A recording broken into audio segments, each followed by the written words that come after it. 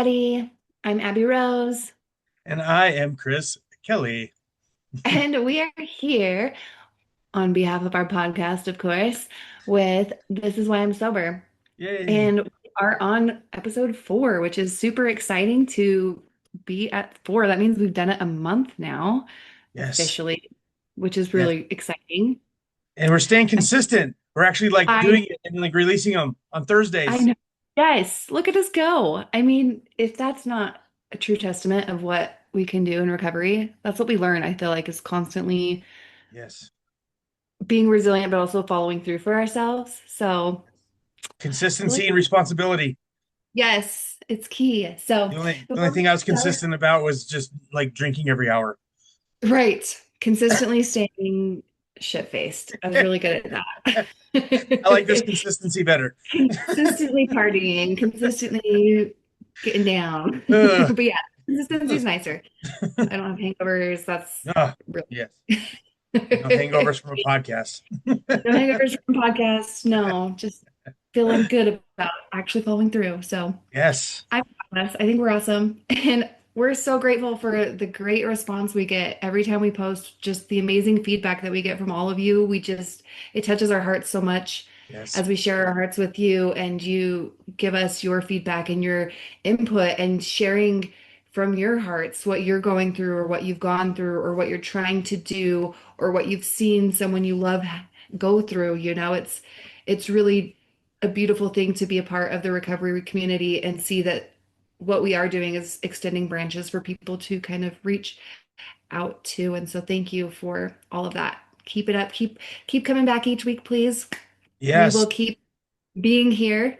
Yes. I know it's it's actually, since you're talking about it, like it's really phenomenal that, like, not only just like some of the messages that we've gotten on like Facebook and YouTube, like, because when we first like started this thing, it was like, what do we want? What's the purpose here? Like, we want to, you know, break the stigma, change the culture, like open up a conversation as uncomfortable as it can be. And the responses that we're getting, I mean, people are really opening up and being vulnerable. Like, and there, I Right. think, I think that like just us being able to do this is like sort of shining like a guiding light for some people to be like, oh shit, like these people have been, like, I've been where these people are, or like, I'm currently going through what these guys are talking about. Like, but they're willing to Yeah. like get it out there and like break the silence. And so, I mean, I've gotten some personal like direct messages, and then like some of the YouTube comments have just been like really, really just astonishing and like so like heartwarming. And whether people, are going through what we've been through or have been through what we've been through, there's also like a general sense of curiosity from like our sober allies as well. Like, people are Yeah. really interested that, normies or whatever you want to call them, like people that can go out and have, drinks, or, and not like turn into a complete fucking raging alcoholic. Like, first of Right. all, like, good on you, like that's awesome. And second of all, like, we appreciate the curiosity, people like asking, like, asking questions, and really interested. So just thank you Yeah. so much for the support. And, just, yeah, like Abby said, like, just keep coming back. We're not going Yes. anywhere. So No, we're not going anywhere. And yeah, and that reminds me as well, with you saying that, segues into I'm going to have to keep just amending my statement. It seems, because I watched our podcast back from last week and I was like, damn it, I didn't mean I don't judge people who can drink and keep it together, or whatever I said about it. I meant I don't judge anyone that uses anything. It's not, I yeah, only don't judge if you can keep it together. Like, no, I understand addiction because I've gone through it. yeah, So it would be just, I might be amending statements every week, but hopefully not. I feel like with time and repetition, I'm going to get better at being able to say exactly what I do mean by it. So this is good, good yeah. No, practice and inspiration. So no. Well, and I think like inadvertently you bring up a really good point. Like, which just hearing you say this, because I mean, like, obviously, we're gonna make mistakes, and this is obviously like our fourth episode, so things aren't gonna be perfect. ever. And I'm sure I've probably said something that might have, upset somebody. But what you're really talking about here, at least in my point of view, is like, at least for me, like, if I mean, I fucked up a lot in like my years of drinking, but I never, but I always avoided. I mean, I drank to avoid anyway. And then when I fucked something up, like I would avoid that and I would never like come clean and I was always manipulating things like that. And it's like just hearing you say this, just, in a very open and vulnerable spot, like that to me is like one of the a huge difference between like being an addict and being sober is like willing to like fess up and be like, hey, I made a mistake. Or in your case, like, hey, I meant this, but I said this, but didn't, but I meant I that or said, whatever. So it's like way to go, like modeling like like what behaviors look like when we're like clear and clean. You know what I mean? So right. thank you for mentioning that. And Yeah. um, Thank you. yeah, awesome. Yeah. We are also, I don't know if anyone has had a chance to check out our website. It is thisiswhyimsober.com and it is up and going. It looks amazing. We have added a new option if you wanted to donate to our cause. We have big dreams for this, obviously, big scale, small scale. But it also will lead you to our storefront as well that we will be opening soon. And yeah, so just keep coming back, keep checking that out. But this is why I'm sober.com. Definitely worth it to just go and see and get it in your history at least so that you can go back to it easily. Do you have anything Yeah. you wanted to add to that, Chris? Yeah, when you type in this is why I'm sober.com, it's going to take you to a different like it's going to take you to this is why I'm broke. And that's not us. Um but right below that it'll say this is why did you mean this is why I'm sober, and you click on that and it'll take you right to our website, and it's a work in progress. We're going to be adding to it. And like Abby said, there's a link to our store. It's not open yet, but you can definitely peruse and take a look at some of the stuff. We have spent the last 6 weeks really spending a lot of time designing merchandise, for all sorts of genres. And if you are a sober ally and you not necessarily want to walk around with a shirt that says like, this is why I'm sober, there is a section in the store now called sober in strength, and that is for our friends and family and loved ones that don't have a problem, right? They're able to go and do what they live a normal life. But if you have that normal life, you don't have a problem with addiction, but you support recovery, you support people seeking and maintaining sobriety. There's a bunch of merchandise on there that we've been putting together that I think it looks pretty sweet. And just the messaging is, instead of like this is why I'm sober, it's like I see your strength. And instead of like it's a great day to be sober, it's a great day to be a friend. And so if you support us, you support sobriety recovery, you want to help us donate money to some drug free, alcohol free partnerships. Certainly, like check that section out, and I think you'll find some really cool stuff. But yeah, we're excited. This is why I'm sober.com. And like we are the goal here. Listen, like Abby and I we're not starting this podcast. We're not trying to monetize on social media. We're not starting this shop so that we can like drive around in Lambos. You know what I mean? Like the purpose here is we're going to donate money to national organizations. The one we're like looking at right now is drugfree.org. And then I've had a couple people actually ask me in some DMs. They're like, "Are you doing something for your community? With this money that you're raising?" And so, I guess to break the ice and just like let me tell you what our like Full ultimate goal is. disclosure. Yeah, like we have a goal right now. It's set at 10 years to raise, who knows? I mean, hopefully a few $1 million. We'll see. We'll see what celebrities decide to start wearing our shit. But like, but because we want to open up an inpatient residential treatment facility in the Four Corners area. There's nothing here for anybody who's struggling that needs that extra level of care in their substance abuse. Um, Yeah.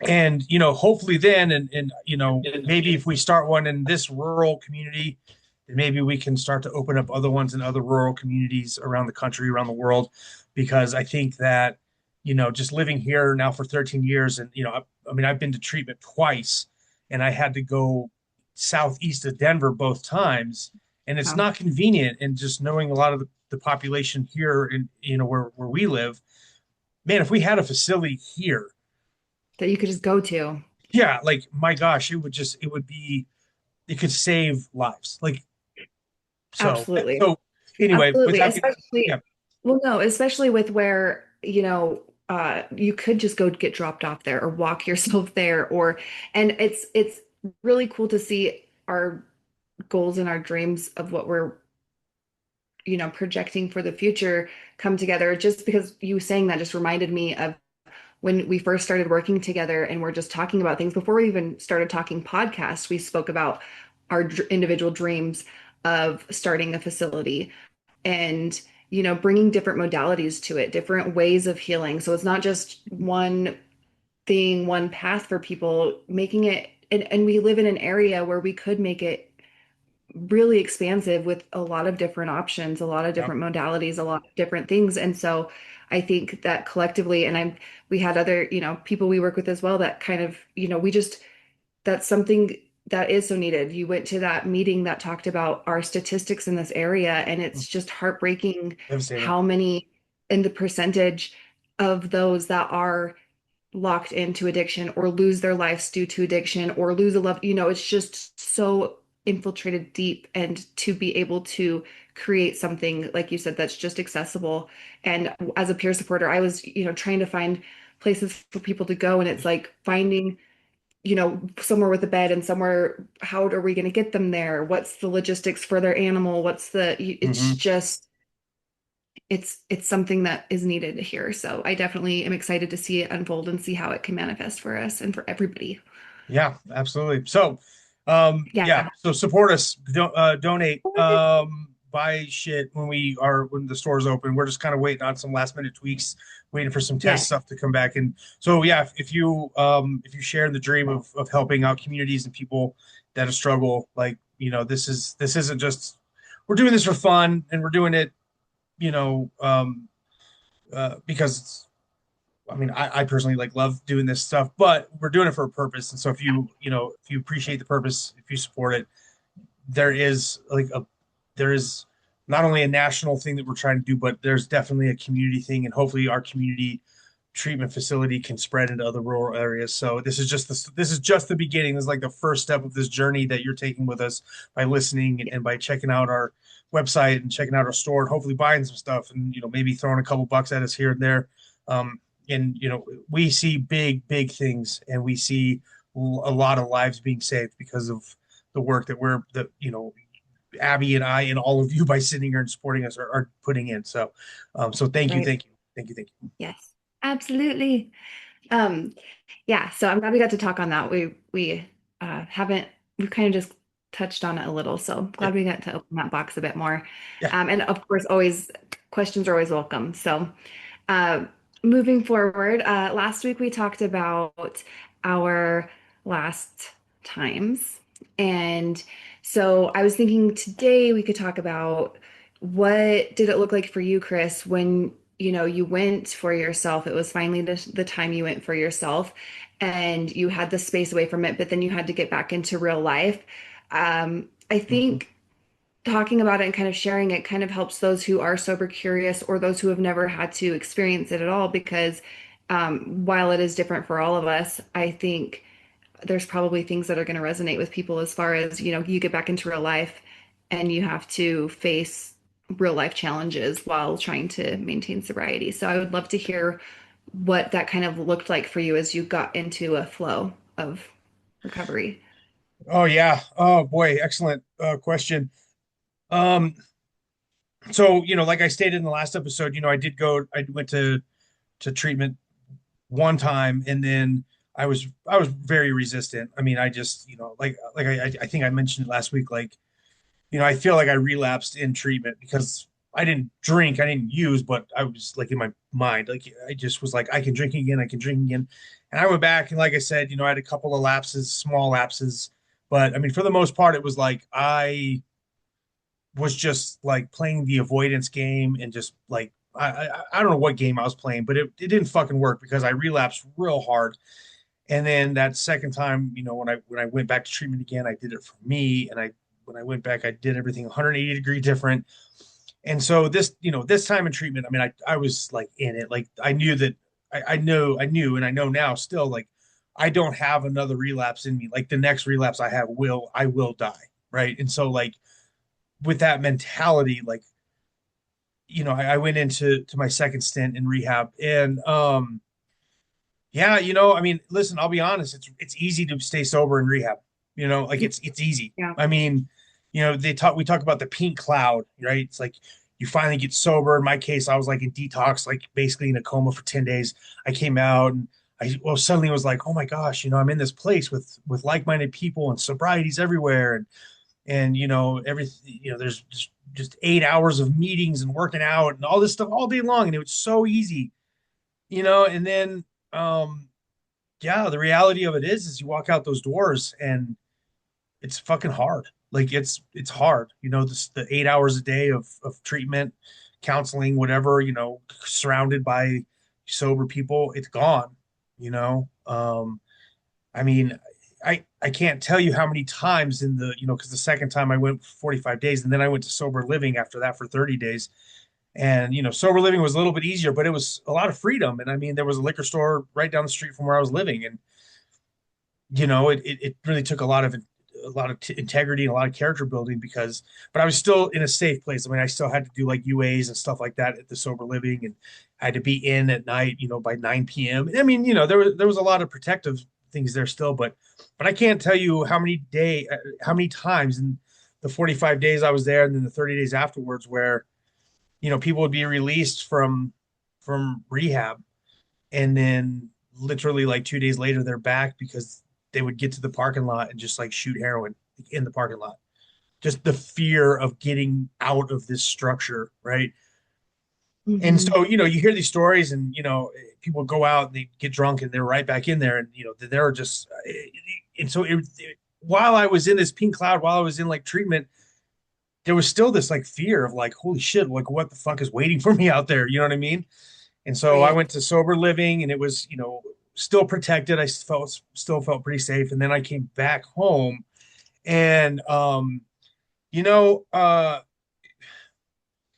I've like so the thing about like sobriety, and well, the thing about just anybody's life really, you know, life is going to consistently be sending you tests, right? Like I always say, like the difference between like school and life is that, the less in school, the lesson comes first and then the test happens. Well, in life, the test happens and then the lesson is learned after that, right? And Yeah. so, I was really expecting some tests, and was I going to pass these tests? What was I going to learn, right? And without getting into too many details, because I'm not here to talk shit or like spin anything, but like I came back from treatment, and I came back home to not my home anymore. Like I was no longer welcome in my home. I essentially had been replaced. Um, and uh, I got tested like every day. I mean, it was I had at the time, I remember thinking like I have every justificational reason in the world to go drink right now, because nothing about my life post coming home is fun. It's good. It's not good. It's horrible. Like I mean, I would cry myself Right. to sleep every single night because I'm I'm no longer, you know, I'm no longer welcome, by my family, and then it just kind of felt like it just kept like it was like a slippery slope. Like I would just find out more things about certain things that were going on, like while I was in treatment, and it was just like every day I just felt like I was just getting fucking hit in the nuts, like air, like over and over and over again. And um, I made it.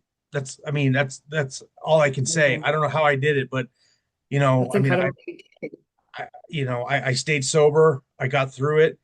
And then I started learning the lesson, because I mean, I got like 50 tests in like 60 days, right? Right. Like right off the bat, and Yeah. then when I Man. finally sort of got over like this, holy shit, what is going on in this? I thought sobriety was supposed to be awesome. you know? Right? Isn't But everything this, supposed to be perfect now? yeah, right. It's like, because, because you think about it, like whenever even like a minor inconvenience took place, it was like, oh, fuck it, I'll just go drink. And then you just go, Oh you yeah. escape. I don't have to face anything. It's constantly Oh, you moving. think about the days you're going to quit and then it's a stressful day. So you're like, I'll just try tomorrow because today the XYZ happened. Oh yeah, And yeah, yeah, yeah. I've said at least 1,000 times, "Oh, this is my last drink." you know, yeah, right. um, thank God the last time I said it was the actual last time. But like, Yeah. but when I finally sort of like settled and I moved out, I lived with my parents for a stint. I love my parents more than anything, but my God, being 42 years old, living with your parents is not ideal. Okay. Certainly not what I dreamed about when I was like, I'm sober, right? And so I finally got my own little tiny place, and I was able to just kind of like just breathe. And then I was like, what's the lesson here? Like, what the fuck? And I guess really at the end of the day, it's like I'm very grateful that the universe sent me what it sent me that early on, because Hmm. I don't think I would be that strong today. I mean, it's almost like, I used to watch a show called like Forged in Fire or something, and they would like just beat the living shit out of this like piece of iron, and it's hot, and then they just like put it in the oil, and when they pull it out, it's forged. And I feel like in that moment, like I was, obviously like metaphoric here, but I got pulled out of that oil and I was forged in the Yeah. fire. Like, Yeah. because I'm not going to lie, it was tough. And I can see now why so many people just don't make it. I mean, the Right. statistics are 15% of people that leave rehab stay sober. Yeah. 15%. So small. And, when you're in rehab, you're like, fuck that. I'm not going to, you know, boy, every second that you get out, like that number becomes more and more reality. And so I get it. And Yeah. so, you know, um, for me, I was just, I'm so grateful and so blessed to say that I made it. But I'm so glad that I was forced into experiencing that stuff right off the bat, because now, I mean, it's like everything just rolls off. I mean, obviously, like I still deal with, emotions, and I still have rough days and things like that, but nothing compared to the bullshit that I went through when I got back. And yeah, so I'm grateful for it. I mean, at the time, I was like, "What this whole sobriety thing? What the fuck did I get myself into? This is horrible." But Right. Is it but worth it? yeah, so Did you find? Oh, sorry. I was just gonna say, anybody out there that's like struggling, man, like it's regardless, like it is possible to get through it. Like, I mean, I'm living proof of it. Like, if I Yeah. got into the details of the stuff, like people would probably be like, "Holy shit!" But like, I'm not going to do that out of respect for others. But like, yeah, it's literally just some days it's 1 minute at a time. Like I Right. remember looking at the clock and like it's like 10:03 right now, and I remember like, okay, just 10:05, and then okay 10:10, right, and Yeah. then and eventually it's like, all right, cool, 10 p.m. to 10 a.m. And then eventually got to the point where it's just like like it every day it's just like one small step on this new path, and the lights just keep getting brighter, and the past keeps getting darker. I mean, not dark, I mean, out of sight or Fading into whatever the you background. yeah, like fading into the background. It's like, you know what I mean? And then next thing you know, Yeah. it's like, there's a quote that I always love saying, and I think it's very applicable. I think it's like, I don't know, Dr. Seuss or Winnie the Pooh or some shit, but like, uh, you know, um, I think it's very applicable to sobriety. But it's like, day by day, nothing seems to change, and then suddenly one day everything's different, right? And Wow. that's Yeah. kind of like that sort of encapsulates like my experience post, but my very very early, you know, era of recovery. So, Yeah. Thank you for sharing all that. oh yeah. Is there anything that you found, like I know you were taking it moment by moment, but were there themes that you found through these hard times that helped you kind of build on that strength? Like, were there different hobbies that you picked up, or was there breathing techniques that helped you, or was it just crying it out and feeling it and getting through each minute, or? Was Yeah. it just a random mix, a random bag to, Yeah. It was a lot of definitely like just trying and hoping for, you know, time to pass. I picked, I mean, Legos are my thing. You can probably see, but I've got thousands of Legos. I just built a ton of Legos. I mean, luckily I had, a little bit of money saved up because I wasn't drinking anymore. And so, I started yeah. putting together Legos. That's to me, that just, it's kinesthetic. It makes time. It's very, you have to be mindful and grounded.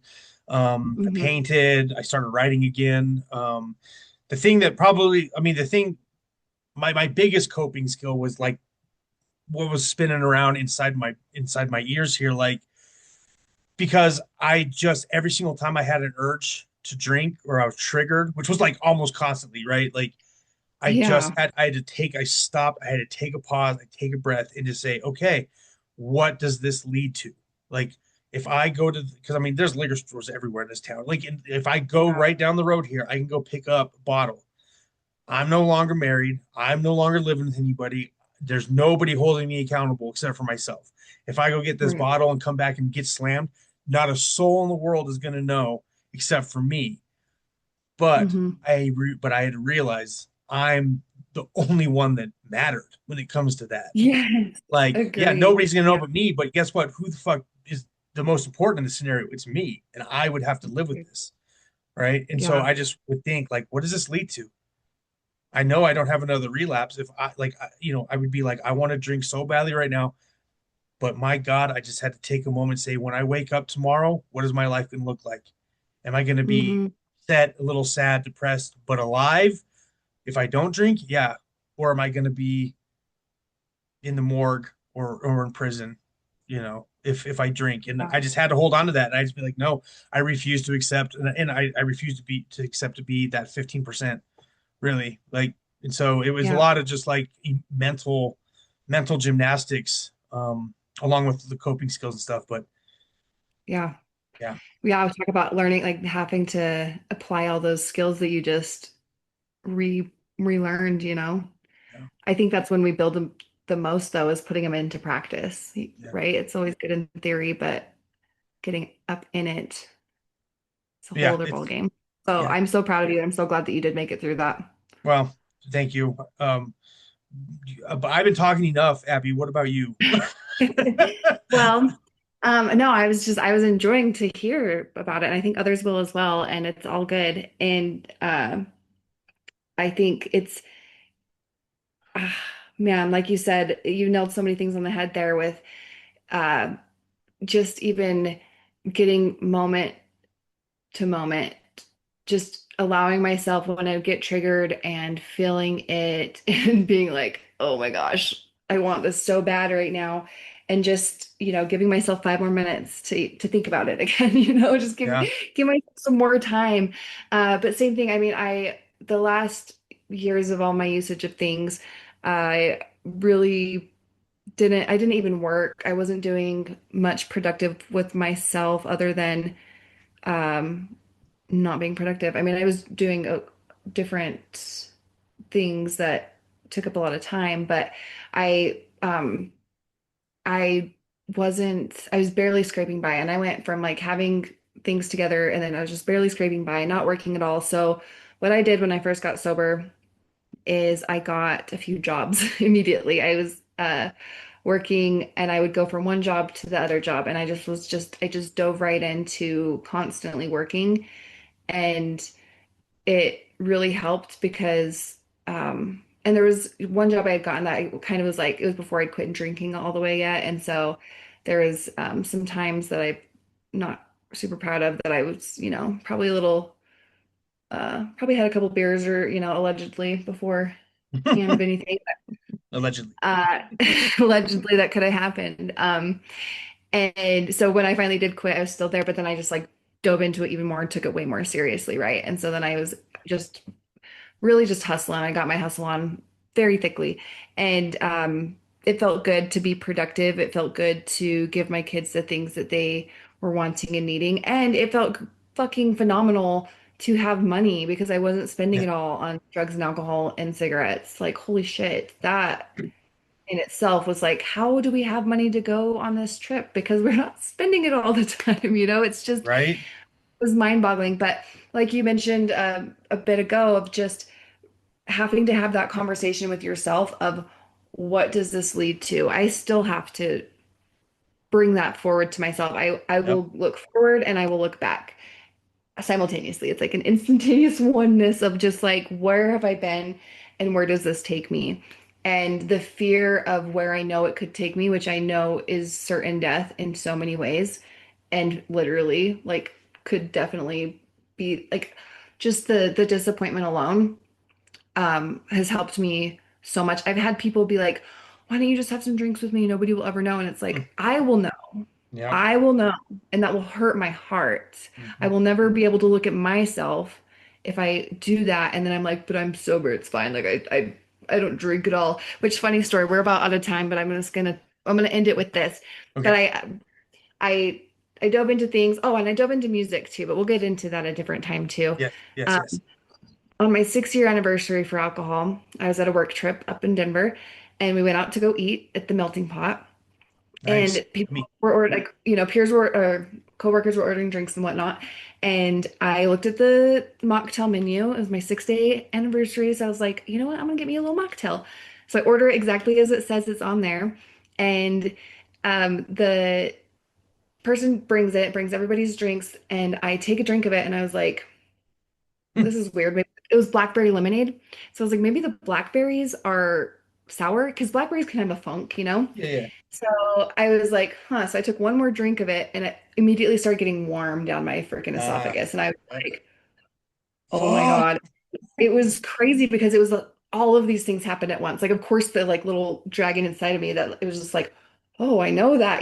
But then there was that part of me that was like, oh my freaking hell, is this alcohol? Like, I Yeah. just was, it was immediately like, yeah, there was the thought of I could drink this and I ordered a mocktail. Nobody would know. But then there was the part of me like, oh, they'd fucking know it.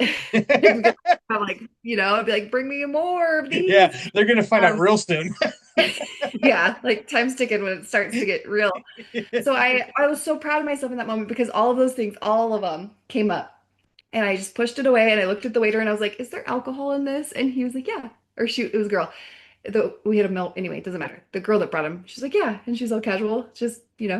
And I was like, "Okay, today's my 6 year anniversary, alcohol free."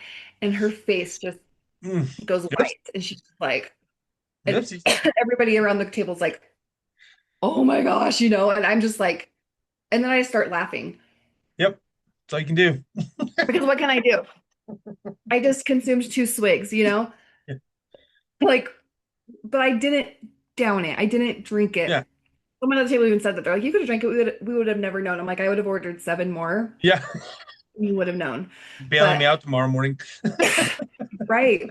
It was crazy. So then the manager comes over and he's like, because I was looking at the menu, I'm like, did I say it wrong? Did I? Yeah. And the girl next to me, she's like, let me try it. And so she tries it. And she's like, yeah, that's not very strong. It's hard to tell there's alcohol. It was just the warmness Hmm. and the funkiness. I don't know why I'm dying right now. So you're talking about Stuff. I know my BlackBerry. body's like, no, don't do it. So yeah, literally, my body has my back. So wrap that up really fast. He comes over, he comps everyone's drinks. I'm like, you're welcome, you guys. But then anytime I did something silly, I'm like, sorry, you guys, I had 2 sips. I had 2 sips of alcohol, but He's out of um, control. I know. And he was so good and so polite, and he was Nice. so apologetic. Our waiter was so sorry, and I was like, look, I'm still sober. Yeah. I had 2 sips of this drink, and I didn't drink it all. Like It I'm wasn't still fucking. intentional. Yeah, today's still my 6 year anniversary. I drink, kombucha. There's like a small amount of alcohol in that. Yeah. Like I'm sure did not surpass what I have naturally from fermented food, right? You're So, right. but that shows me all the work I put in, Yes. really, because like you said, it is a pop quiz after a pop quiz, and I will say it till I'm blue in the face that like it does not become tulips and fucking daisies and peach petals and No. all the things when you get sober. Life does not get perfect. Life keeps happening, and then you have to fucking deal with life soberly, Mhm. and you also have to deal with the life that you created when you weren't sober, and have to re-grieve, re-mourn, revisit, Oh yeah. become accountable, all the things, and it's really a repetitious thing that we just have to continually strive to show ourselves. I'm going to be strong for me. I'm not going to Yep. be strong. I can't be strong for anybody else. I'm going to be strong for me because Yep. I know I can get through this day because I've gotten through all these other days and I Yep. know what shit show I could create if I want to just check out mentally and not Yeah. deal with it. So, And all of the struggle is worth it. yes, I mean, million percent. Million percent. I would rather deal with my worst day now or my worst day then soberly with my mind clear and not just making a crazy ass drunk decision than making a crazy ass drunk decision and creating five more problems. I'm like, yeah. damn it. Yeah. Yeah. My worst day now is way better than my best day back then. Yeah, amen. So So, cool. Well, thank uh, you for sharing. That's amazing. yes, absolutely. Thank I'll you. touch on more of it a Oh yeah, different we'll get time. it. I'm glad that we were able to talk about that because I do think it's important to just, it's part of the journey. And again, I always say this, but nobody give up on yourselves. We can do Yeah. amazing things if we put our hearts into it. So that's gonna be it for tonight or today or whenever you watch this. Uh, but I'm glad that we got to hang out, Chris. I'm glad we get Yes. to do this. I'm excited to see it posted again Thursday, and I'm Yes. thank you for being a great co-host with me. Oh, ditto. This is amazing. So fun. It is. It is so fun. And um I'm excited to see what we talk about next week. It's always a good surprise when we figure it out and Yeah. and keep coming back, everybody. We freaking Yes. love you. And yeah, we will see you again soon. Absolutely. All right. All right. All right. Bye. Bye.